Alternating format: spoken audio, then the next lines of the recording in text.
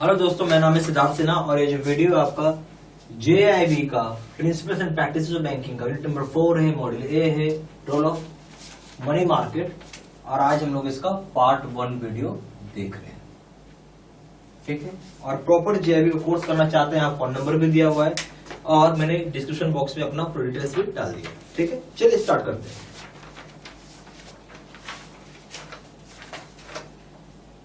सबसे पहले आइए मनी मार्केट में एक पॉइंट बनाइए, मनी मार्केट, और लिखिए। जो भी बोलता हूं उसको प्लीज कॉपी में लिखिएगा तो ही फायदा होगा।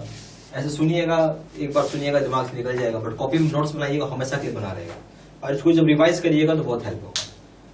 तो मनी मार्केट हम उसको बोलते हैं जहां पे पैसा आप 1 साल की अवधि या 1 साल की अवधि से कम के लिए लगा, यानी जो टाइम आप जो पैसा लगा रहे हो जहां भी, ठीक है, बेसिकली आप जो पैसा मनी मार्केट मतलब मार्केट में पैसा लगा रहे हैं, मार्केट में पैसा लगा रहे हैं, बट 1 साल ज्यादा से ज्यादा समय के लिए लगा रहे हैं, यानी 1 साल या 1 साल से कम के लिए लगा रहे हैं, debt is known as money market.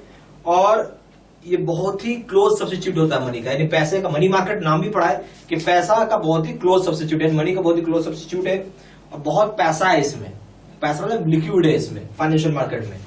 ये भी एक प्रकार का फाइनेंशियल मार्केट ही है ना, मनी मार्केट भी। और वैसे इस तरह का फाइनेंशियल मार्केट बहुत पैसा होता है, बहुत लिक्विड होता है। जो मैंने आपको बात बताया वो आप यहाँ पर लिख रहे थे। मनी मार्केट में क्या होता है, बहुत शॉर्ट टर्म के लिए होता है, शॉर्ट टर्म से लेके वेरी शॉर्ट टर्म से लेके शॉर्ट टर्म के लिए होता है। वेरी शॉर्ट टर्म मतलब आधी रात, ओवरनाइट से लेके आपको 1 साल तक के लिए आप लगा सकते हैं। इसी बात को जो जो मैंने बोला उसको लिख लेते हैं। तो पहला पॉइंट बना लीजिए, इसमें लिखिए market for short-term funds with maturity ranging from overnight to 1 year। ठीक है, ये मार्केट है शॉर्ट टर्म फंड्स का, जहां पे क्या बोल रहा गया, मैच्योरिटी जो है रेंज कर रही ओवरनाइट, आधी रात से लेके 1 साल तक। ठीक है, दूसरा पॉइंट, ये बहुत ही क्लोज सब्स्टिट्यूट है मनी का, very close substitute of money. तो बोल सकते हैं कि क्या है, सब्स्टिट्यूट है मनी का। तीसरा पॉइंट बना लीजिए, इसमें आप ये बात भी लिख सकते हैं कि बहुत ही लिक्विड है इसमें, most liquid in financial market. Most, इससे ज्यादा लिक्विड कुछ में नहीं है, most liquid in financial market. तो फाइनेंशियल मार्केट में क्या है, बहुत लिक्विड है ये। आया समझ में बात मेरी? चलिए, अब हमने यहां पे जो आपका मनी मार्केट है इसको 3 भाग में बांटा है हमने। तो मनी मार्केट हमने 3 टाइप से बांटा है इसको। ठीक है, पहला लिख लीजिए, पहला हो जाएगा कॉल मनी, दूसरा हो जाएगा आपका नोटिस मनी, और तीसरा हो जाएगा आपका टर्म मनी। चलिए, तो ये 3 मनी मार्केट के 3 कैटेगरी हैं, या 3 टाइप से, कॉल मनी, नोटिस मनी और टर्म मनी। ठीक है, तो अभी सबको 1 बाय 1 देखते चलेंगे। तो पहला कौन सा था, इसको मैं नया नया हेडिंग डाल देते। तीसरा पॉइंट डालिए, कॉल मनी लिखिए, ये है ना कॉल मनी लिखा हुआ। ठीक है, तो कॉल मनी क्या होता है, इसका जो लैंडिंग का पीरियड है 1 दिन का लैंडिंग का पीरियड होता है। कितना होता है, 1 दिन का। आप लिख सकते हैं period of lending 1 day, just 1 दिन का ये लैंडिंग होता है इसका। अब आइए नोटिस मनी में,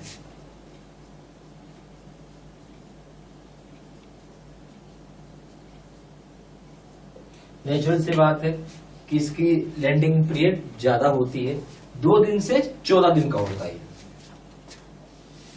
तो बोल सकते हैं कि period of lending 2 days to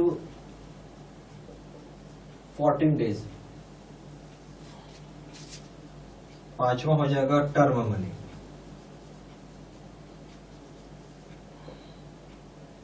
फिर हो जाएगा पीरियड ऑफ लैंडिंग। यहां पे हो जाएगा मोर देन 14 डेज। कितना है? More than 14 days. इसका क्या मतलब हो? हम ये भी तो बोल सकते हैं दूसरे भाषा में मोर देन 4 डेज को 15 डेज टू 365 डेज। ठीक है, 365 दिन को तो एक साल बोलते हैं ना। 1 ईयर कितना को होता है? 365 दिन का। ठीक है, या तो एक साल लिख लो या फिर 355 डेज लिखो। तो जो टर्म मनी है वो पीरियड ऑफ लैंडिंग 15 से लेकर 365 दिन तक होता है। तो ये 3 चीजें हो गई यहाँ की। ठीक है, ये सारे पॉइंट्स प्लीज कॉपी अपना नोट डाउन करते चलिए।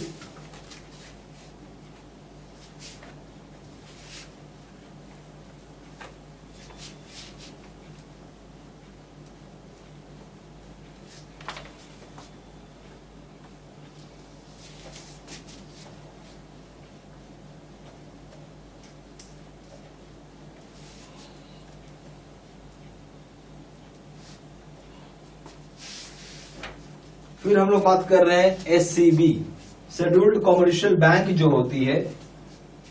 एससीबी समझते कौन है? Scheduled commercial bank commercially activity करता है, जैसे फॉरेन बैंक भी हो गया, पब्लिक सेक्टर बैंक हो गई, old generation private sector bank है, new generation private sector bank है, सारी सारी शेड्यूल्ड कमर्शियल बैंक है। क्योंकि जो आरबीआई के जो नॉर्म्स एंड रेगुलेशंस फॉलो करता है शेड्यूल्ड होने का, उसी को ये मिलता है शेड्यूल्ड कमर्शियल बैंक। इसको शॉर्ट में एससीबी भी बोलते हैं। एससीबी को यहाँ पे परमिशन है कि 125% का लोन ले सकता है। क्या ले सकता है? लोन ले सकता है, नहीं बोरो कर सकता है पैसा, जो भी उसका कैपिटल फंड है। तो कोई भी बैंक लोन ले सकता है मनी मार्केट से 125% का, जितना उसका पास पैसा है कैपिटल फंड है उसका 125% लोन ले सकता है, चाहे कॉल मनी से ले, चाहे नोटिस मनी से ले, या फिर टर्म मनी से ले। इसलिए बैंक के ऊपर है। आया समझ में? तो आप लिख सकते हैं कि एससीबी यानी scheduled commercial bank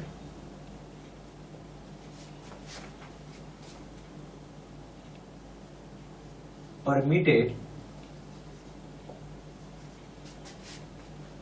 to borrow 125% of their capital funds in call money, in call या टर्म या फिर नोटिस मनी में ले सकता है। सो इन कॉल, नोटिस और टर्म।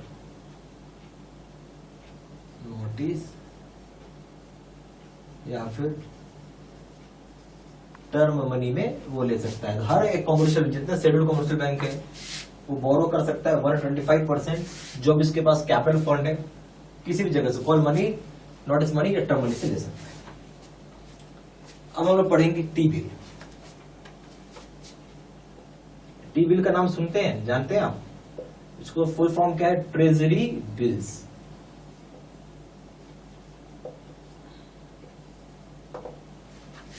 ट्रेजरी बिल्स एक मनी मार्केट इंस्ट्रूमेंट है। क्या ये मनी मार्केट इंस्ट्रूमेंट है?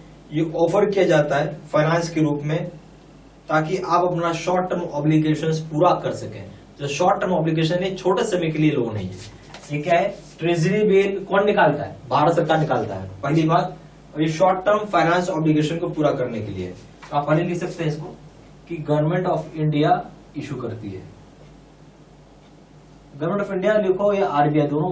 देखिए, गवर्नमेंट ऑफ इंडिया को चाहिए तो आरबीआई से इशू करवाया, गवर्नमेंट ऑफ इंडिया को चाहिए तो आरबीआई इसको बेसिकली इशू करती है टी बिल्स को। ठीक है, अब इसको आप ऐसे लिख सकते हैं कि ये एक मनी मार्केट इंस्ट्रूमेंट है। क्या ये मनी मार्केट इंस्ट्रूमेंट है?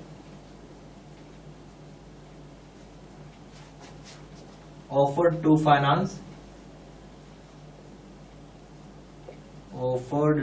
finance short term obligations।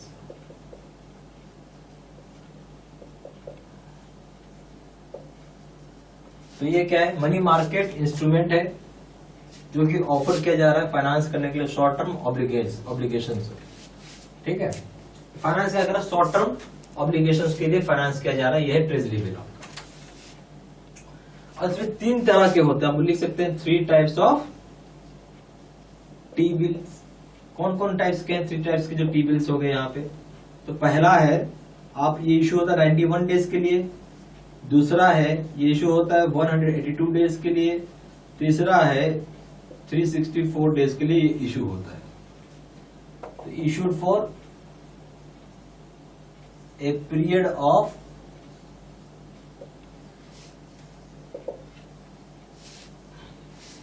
91 days, 182 days, 364 days का इशू होता है। आया बात समझ में? और टी बिल्स सेकेंडरी मार्केट में भी यील्ड बेसिस कोट होता है, जब मिनिमम अमाउंट आपको खरीदना है, इस चीज को ट्रेड करना है 25,000 रुपए। इस बात को भी आप लिख सकते हैं कि also quoted in the secondary market on a yield basis of minimum tradable amount of rupees 25,000, minimum tradable